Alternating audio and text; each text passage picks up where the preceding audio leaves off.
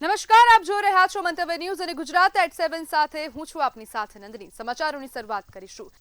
બનાસકાંઠા જિલ્લામાં ચોમાસાની શરૂઆતમાં જ ખેડૂતો પર સંકટના વાદળો ઘેરાયા છે। અલ નીનોની અસરના કારણે વરસાદ ખેંચાતા ખેડૂતો ભારે ચિંતામાં મુકાયા છે। જિલ્લાના જીવાદોરી સમાન દાંતીવાડા અને મુક્તેશ્વર ડેમમાં પાણીનું સ્તર ભયજનક સપાટીએ પહોંચી ગયું છે। જળાશયોમાં પાણીની આવક ન થતા તળિયાઝાટક જેવી સ્થિતિ સર્જાઈ છે। પરિણામે સિંચાઈ માટે જરૂરી પાણીની ઉપલબ્ધતા અંગે ખેડૂતોમાં ભારે ચિંતા વ્યાપી છે। જો આગામી દિવસોમાં સારો વરસાદ નહીં પડે તો શિયાળુ અને ઉનાળુ પાકને પણ નુકસાન થવાની ભીતિ સેવવામાં આવી રહી છે।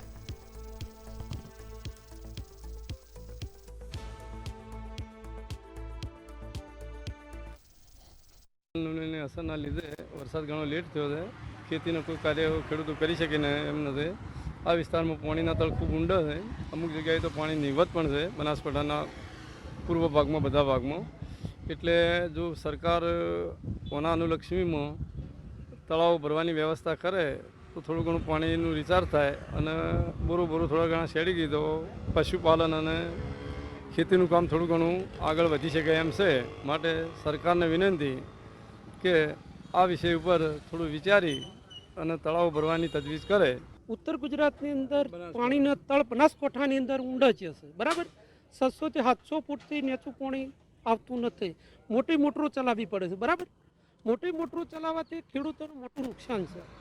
એટલે સરકારશ્રીને વિનંતી છે કે તળાવની જે યોજના કાઢી છે એ યોજનાથી તળાવ ભરે તો ખેડૂતોને ખૂબ લાભ થાય। દરેક તળાવ ભરવા જોઈએ અને તળાવની અંદર જે બાવળો ઊભા છે એ બધા સાફ થવા જોઈએ। અમારા ગઢ ગામની અંદર તળાવની અંદર બધું એકદમ ગૌચર જેવું થઈ ગયું છે। ખેતીમાં એકદમ કપરી પરિસ્થિતિ છે। વરસાદ ના આવવાના કારણે ખેડૂતને કોઈ વાવેતર થયું નથી અને સરકારની ખોટી નીતિના કારણે તળાવમાં પાણી આપતા નથી। તળાવમાં પાણી આપે તો આજુબાજુના ખેડૂતોને ખેતી થાય। ચોમાસું ખેંચતા ખરીફ પાકના વાવેતરમાં મોટો ઘટાડો નોંધાયો છે। જળાશયોમાં પાણીની અછત અને સિંચાઈની નબળી ઉપલબ્ધતાના કારણે ખેતી પર વ્યાપક અસર પડી રહી છે। આ વર્ષે કુલ ખરીફ વાવેતર માત્ર 7.66 લાખ હેક્ટરમાં સીમિત રહ્યું છે, જે ગત વર્ષની સરખામણી અંદાજે 10 લાખ હેક્ટર જેટલું ઓછું છે। આ વર્ષે મુખ્ય પાકો જેવા કે બાજરી અને ડાંગરનું વાવેતર ખૂબ જ ઓછું થયું છે, જ્યારે મકાઈનું વાવેતર માત્ર 0.5% જ નોંધાયું છે। મગફળીનું વાવેતર પણ ઘટીને માત્ર 2.18 લાખ હેક્ટરમાં નોંધાયું છે। વરસાદના અભાવે અને જળાશયોમાં પાણીની અછતના લીધે વાવેતર ઓછું થતાં ખેડૂતોમાં ભારે ચિંતા વ્યાપી ગઈ છે।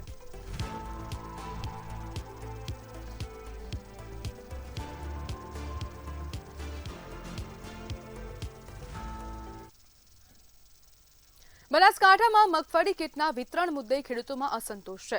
ફ્રી કીટ ફાળવણીની પ્રક્રિયા સામે ગંભીર સવાલો ઊભા થયા છે। મોટી સંખ્યામાં ખેડૂતો જિલ્લા કલેક્ટર કચેરીએ પહોંચીને રજૂઆત કરી।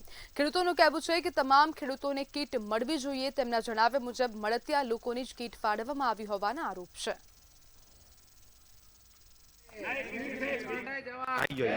બનાસકાંઠાના ખેડૂતોને સરકારે જાહેરાત કરી હતી કે 150 કિલો મગફળી કે 17,500 રૂપિયા મગફળીના બિયારણ માટે આ વર્ષે બિયારણ ખૂબ મોંઘું છે।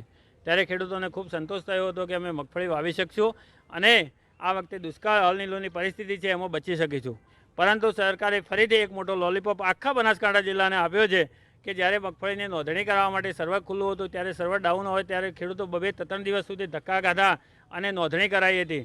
ફરીથી જ્યારે એનો સમય પૂરો થયો ત્યારે ફરીથી અમને ચાલુ કરીને જાહેરાત કરી કે 7 દિવસ સુધી અમે ફરીથી ચાલુ કરીએ છીએ અને વાહવાહી કેવરાવી હતી અને જ્યારે ફરીથી પૂરું થયું ત્યારે મગફળી આપવાની જરૂરિયાત ઊભી થઈ ત્યારે અમને એવું નક્કી કર્યું કે અમીરગઢ અને દાંતામાં આપશો અને બીજા બધા તાલુકાનો બાકાત રાખ્યા હતા।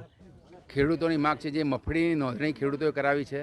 અનલોનું વાતાવરણ હોવા છતાં બી હાલની પરિસ્થિતિ ખૂબ ગંભીર છે અને ખેડૂતોએ ટોટલી ગામ દીઠ 50 કેસોની નોંધણી થયેલી છે। દરેક ખેડૂતો નોંધણી કરી છે। ખેડૂતોને આશા છે કે એ ખેડૂત 17,500 મળવાના છે। જ્યારે સરકારશ્રીએ જાહેરાત કરી તો ફક્ત દોંતા અને ધાનેરા અને અમીરગઢ તાલુકાના આપવામાં આવશે, બીજા કોઈ તાલુકા નહીં આપે એવા અધિકારીઓ કહે છે। મગફળીની વાત છે। મગફળીની અંદર એવું છે, સરકારે સૂચના આપી હતી કે ભાઈ ફોર્મ ભરો। ખેડૂતોએ ફોર્મ ભરેલ છે, એની અંદર ખેડૂતોને સહાય આપવાની હતી, પણ આ સરકાર જુમલાબાજી છે। ખેડૂતોને ફોર્મ ભરાવે, પાછો ખર્ચો કરાવે, પાછું કે નથી આપવાનું। 1-2 તાલુકામાં આપે એમના લાગ વળગ્યા ને. રાજકોટમાં જંગલેશ્વર ડિમોલેશનમાં કાજુ કતરી મામલે વિવાદ ઉભો થયો છે. રાજકોટ મનપાના આરોગ્ય અધિકારીએ જણાવ્યું કે 3 દિવસ ચાલેલી ડિમોલેશન કામગીરી દરમિયાન વિવિધ વિભાગોના 4800થી વધુ સ્ટાફ માટે ચા પાણી અને નાસ્તાની વ્યવસ્થા માન્ય સંસ્થાઓ દ્વારા કોન્ટ્રાક્ટ હેઠળ કરવામાં આવી.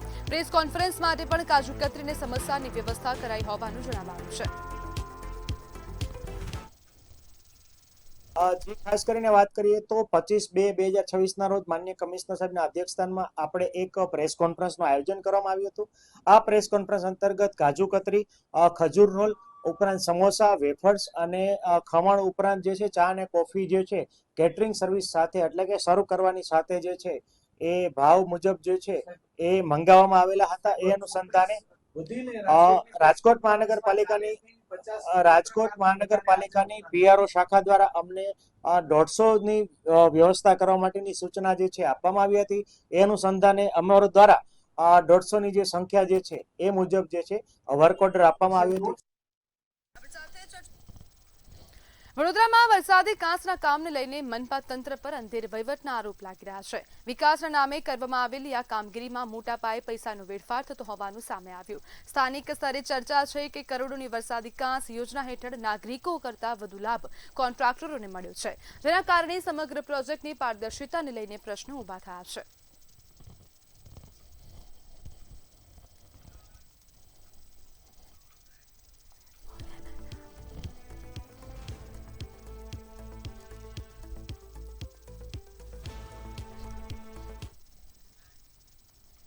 ખેડા જિલ્લાના કઠલાલ તાલુકાના ગંગાદાસના મુવાડા ગામમાં ગટર લાઇનના અભાવે ગંદુ પાણી રસ્તાઓ પર ફરી વળતા ગ્રામજનો પરેશાન છે. ગંદકી, દુર્ગંધ અને મચ્છરોના વધતા ત્રાસથી રોગચાળાનો ભય ફેલાયો છે. ગ્રામજનોના આક્ષેપ મુજબ વારંવાર રજૂઆત છતાં તંત્ર દ્વારા કોઈ કાર્યવાહી કરવામાં આવતી નથી. સમસ્યાનો ઉકેલ નહીં આવે તો આંદોલનની ચીમકી આપવામાં આવી છે. ગામમાં માટી નખાઈ પાવડો મરાય તે પછી તે છતાં પાણી છૂટું મૂકવામાં આવ્યું. તેથી ગામમાં ગંદકી વધારે થઈ, ગામમાં કાદવ થઈ ગયો, પાણી આવ્યું સીધું, તે પછી ગામમાં વધારે કિચડ થવા માંડ્યું. તે પૈસા મળ્યા હજુ તે છતાં હજુ એના પૈસા તો આવ્યા નહીં. હું હાલ અહીંયા 2 વર્ષથી રહું છું, પણ 2 વર્ષની અંદર મેં જોયું છે અહીંયા નહીં ગટર લાઈન નહીં સ્ટેટ લાઈન. દરેક જણનું ગ્રામજનોનું પાણી રોડ ઉપર આવે છે, જેથી કરીને ગંદકી થાય છે. મંદિરે આવું જવું તકલીફ છે, નાના બાળકોને રવું ફરવું રમવું હોય આ તે તકલીફ છે. કોઈ જાતની કોઈ સુવિધા નથી અહીંયા, લાઇટની નહીં, પાણીની નહીં, ગટર લાઇનની નહીં, કશી જ નહીં.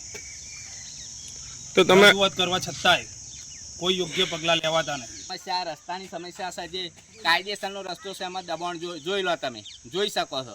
આ માટી બાટી નાખેલી છે કાયદેસર, ઈટો બીટો ચોખ્ખો રસ્તો નહીં, ક્લીન એકદમ. જગ્યા ઓછી છે કરવા છતોય. પંચાયતમાં રજૂઆત કરી તમે? પંચાયતમાં રજૂઆત અરજી કરેલી છે.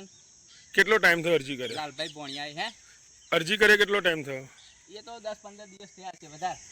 તો સરપંચ અને તલાટી દ્વારા કેવા પગલાં લેવામાં આવ્યા છે? કશું પગલાં જ નહીં લેવાતા, સરપંચે નહીં લેતા, તલાટી નહીં લેતા. પહેલા નંબરમાં તો આ તલાટીને એટલી હેરાનગીરી છે ને કે મારા ખેતરમાં થઈને થોભલો પડ્યો છે આ મોટી લાઈનનો. એ થોભલા માટે હું તલાટીને આજે 3 મહિનાથી રમે તો તલાટી મળતી નથી. અને તલાટી મળે તો કે વિગોટી ભરી ઘર વેરો ભર્યો, તે છતાંય મારા સહી સિક્કા નથી કરી આલ્યા. આજે આવું કાલે આવું તું ઓર્ડર કરી એવું બધા તલાટીને મારા ગામમાં આ પ્રશ્ન. એટલે અમારા ગામમાં મારું તો કેવું એવું છે કે તલાટીને કંઈક બદલી થાય તો સારું, નહીં તો તલાટીને બહુ હેરાન કરતી છે. અમારા ગામનો કોઈ વિકાસ થયો નથી. અમદાવાદ મહાનગરપાલિકામાં વિવિધ સ્ટેન્ડિંગ અને સબ કમિટીઓની રચના કરવામાં આવી છે. એએમસી દ્વારા વિવિધ કમિટીઓના ચેરમેન અને સભ્યોના નામોની સત્તાવાર જાહેરાત કરવામાં આવી. Hospital, water, road and building, TP estate, revenue, legal તેમજ હેરિટેજ સહિતની મહત્વપૂર્ણ કમિટીઓમાં નવી નિમણૂકો કરવામાં આવી છે.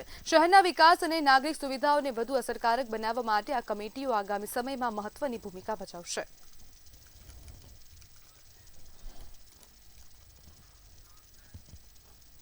પાટણના રાજકારણમાં બીયુ પરમિશન મુદ્દે ભ્રષ્ટાચારના આક્ષેપ બાદ વિવાદ વધુ ગરમાવશે. આ મામલે પાલિકાના ચીફ ઓફિસરે ધારાસભ્ય કિરીટ પટેલ સામે બદનક્ષીનો દાવો દાખલ કરી કોર્ટમાં અરજી કરી છે. ધારાસભ્યએ સંકલન સમિતિમાં આ મુદ્દો ઉઠાવ્યો હતો, જેના પગલે રાજકીય તણાવ સર્જાયો છે.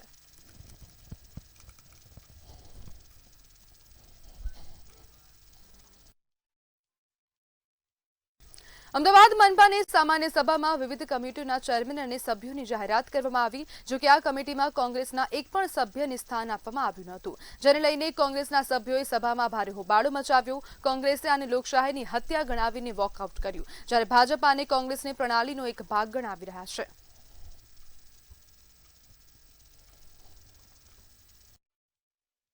અમદાવાદ શહેરની જનતા સાથે આજે ભારતીય જનતા પાર્ટીએ દ્રોહ કર્યો છે. અમદાવાદ શહેરની જનતાના પ્રાણ પ્રશ્નો હોય એને હંમેશા શાસક પક્ષ જ્યારે ગોળીને પી જતું હોય, જનતા ત્રસ્ત થતી હોય, નાગરિકો હેરાન થતા હોય, જ્યારે સમગ્ર અમદાવાદની અંદર કોઈ પણ પરિસ્થિતિનો સામનો કરવાનો હોય ત્યારે એનું મજબૂત કામ વિપક્ષ તરીકે કરવામાં આવે છે. અને અમદાવાદ શહેરની આટલી બધી કમિટીની અંદર મહત્વની 17 કમિટીની અંદર એ લોકોએ જ્યારે પણ એમના નામ ડિક્લેર કર્યા, બધી કમિટીમાંથી કોંગ્રેસના નામ કાઢવામાં આવ્યા અને વિપક્ષને સ્થાન આપવામાં આવ્યું નથી. આ ખૂબ જ નિંદનીય બાબત છે. તેમણે માત્ર ભારતીય જનતા પાર્ટીએ માત્ર કોંગ્રેસ પક્ષના સભ્યોને નહીં, વિપક્ષના સભ્યોને નહીં, પરંતુ અમદાવાદ શહેરની જનતા સાથે દ્રોહ કર્યો છે. કોંગ્રેસનું કામ માત્ર વિરોધ કરવાનું છે. ભૂતકાળમાં પણ આપ બધા જાણતા હશો કે આ જે પ્રાયોરિટી પ્રમાણે જે સભ્યોશ્રીનો સમાવેશ કરવાનો હોય છે, એમની શરૂઆત ભૂતકાળમાં કોંગ્રેસ પાર્ટીએ જ કરેલી હતી કે જે તે ટાઈમે એ લોકો સત્તા ઉપર હતા ત્યારે ભારતીય જનતા પાર્ટીના એક પણ સભ્યનો કમિટીમાં સમાવેશ કર્યો હતો. એ જ પ્રમાણે ભારતીય જનતા પાર્ટીએ આજે એમસીમાં પણ એ જ પ્રકારનો નિર્ણય કર્યો. કોંગ્રેસનું કામ માત્ર વિરોધ કરવાનું છે, વિકાસની કોઈ વાત કરવી નહીં. આપ બધા જ જાણો છો એ પ્રમાણે હમણાં જ મહાનગરપાલિકાની ચૂંટણી થઈ, એની અંદર કર્ણાવતી મહાનગરની જનતાએ એમના જે ખોટા વિરોધ છે એનો પ્રોપર અને મતદાન કરીને જવાબ આપેલ છે. મહેસાણા મહાનગરપાલિકા વિસ્તારમાં ગેરકાયદેસર દબાણ હોવાનો આક્ષેપ કરવામાં આવ્યો છે. કોંગ્રેસ કોર્પોરેટર કમલેશ સુતરિયાએ ટીપી સ્કીમ 4માં મહાનગરપાલિકાના પ્લોટમાં ગેરકાયદેસર દબાણ હોવાનો આક્ષેપ કર્યો છે. કરોડો રૂપિયાની કિંમતના પ્લોટ પર કોઈપણ પ્રકારે ભાડા લીધા વિના જ કોન્ટ્રાક્ટર દ્વારા વર્ષોથી મહાનગરપાલિકા પ્લોટનો ઉપયોગ કરવાનો દાવો કરતા જવાબદારો સામે કાર્યવાહી કરવાની માંગ ઉઠી છે.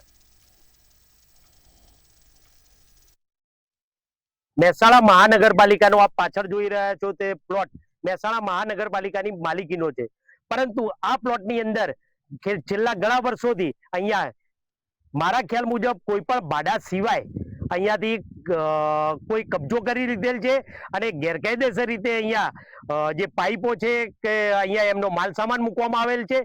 મહેસાણા મહાનગરપાલિકાના એની અંદર મારા ખ્યાલ મુજબ કોઈ પણ જાતનો એગ્રીમેન્ટ કરવામાં આવ્યો નથી કે આ કોઈ પણ જાતનું ભાડું મહેસાણા મહાનગરપાલિકા વસૂલતી હોય તેવું ધ્યાને આવેલ નથી. છતાં પણ આ કબજો ગેરકાયદેસર રીતે કરેલો હોય તેવું મારું ચોક્કસ માનવું છે. મહેસાણા મહાનગરપાલિકાએ આ જે કોઈ પણ એજન્સી હોય કે જે કોઈ પણ આ કબજો અહીંયા કરેલો હોય કે કબજો મહેસાણા મહાનગરપાલિકાના સત્તાધીશો દ્વારા કરાવવામાં આવ્યો હોય, તાત્કાલિક ધોરણે આ ખાલી કરાવવું જોઈએ અને જેટલા સમયથી અહીંયા આ માલ સામાન મૂક્યો છે કે ત્યાં આગળ આ ઉપયોગ કરી રહ્યા છે. હા, એવી અમને 2-4 માધ્યમોથી જાણવા મળ્યું છે કે એક પ્લોટ છે અને કોર્પોરેશન વિસ્તારમાં કોઈ કોન્ટ્રાક્ટરનો સામાન પડ્યો રહે છે, તો અમે અમારા લોકલ જે અમારી કોર્પોરેશનના એન્જિનિયરો છે, ટીપીની ટીમ છે, એને સ્થાનિક મોકલીને તપાસ કરાવી લઈએ છીએ હકીકત આમાં શું છે. છોટાઉદેપુર જિલ્લાના નસવાડી તાલુકાના મોરડિયા ગામની આંગણવાડીમાં બાળકોને આપવામાં આવેલા નાસ્તામાં ઈયળો મળતા ભારે રોષ ફેલાયો છે. નાસ્તામાં ઈયળો દેખાતા ગ્રામજનોએ વિડીયો બનાવીને સોશિયલ મીડિયામાં વાયરલ કર્યો. ઘટનાને લઈને નાસ્તાની ગુણવત્તા અને દેખરેખ સામે ગંભીર સવાલો ઉભા થયા. આઈસીડીએસ વિભાગની બેદરકારી સામે આવતા તપાસની માંગ ઉઠી.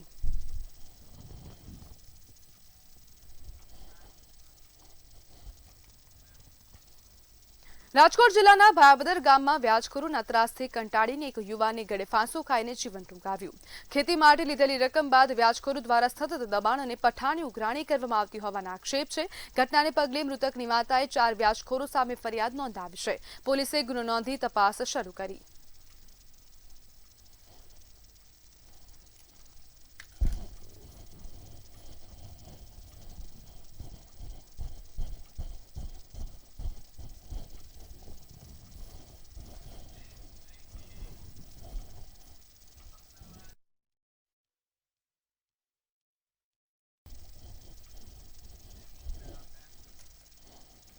સમાચારમાં આગળ વાત કરીએ તો અમદાવાદ ખાતેથી સમાચાર સામે આવી રહ્યા છે. નવનિયુક્ત કાઉન્સિલરોની ગેરહાજરી મુદ્દે નારાજગી ફેલાઈ છે. તો સમાચાર અમદાવાદ ખાતેથી સામે આવી રહ્યા છે. ભાજપના કાર્યક્રમમાં કાઉન્સિલરોની ગેરહાજરી મુદ્દે નારાજગી જોવા મળી રહી છે, જેમાં પ્રદેશ તરફથી અપાતા કાર્યક્રમોમાં સંખ્યા ન આવતા નારાજગી જોવા મળી રહી છે.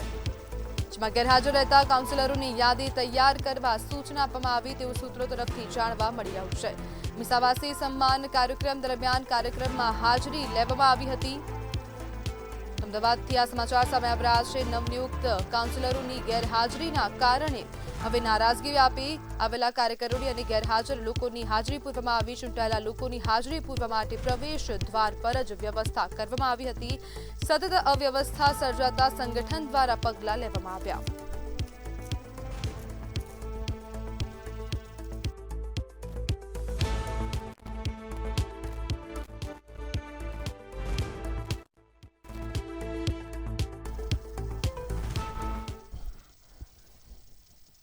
તો વડોદરાના સાવલીમાં મંતવ્ય ન્યૂઝના અહેવાલની અસર થઈ છે. તો આ મહત્વના સમાચાર વડોદરાના સાવલી ખાતેથી સામે આવી રહ્યા છે.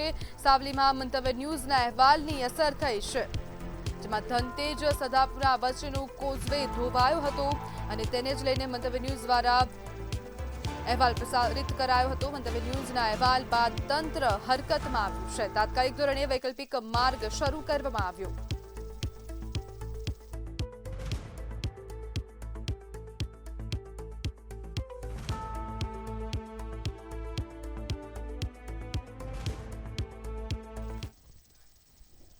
તો કડીથી અકસ્માતના સમાચાર સામે આવી રહ્યા છે. કડીમાં હૃદયદ્રાવક અકસ્માત સર્જાયો છે.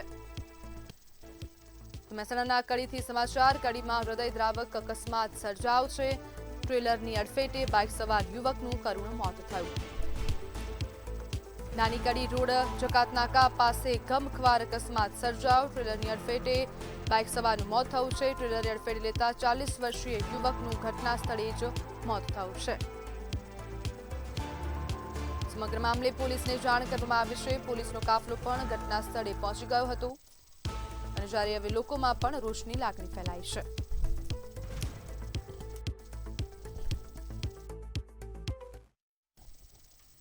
તો ગુજરાત@7 માં હાલ બસ આટલું જ. વધુ માહિતી માટે જોતા રહો મંતવ્ય ન્યૂઝ. નમસ્કાર.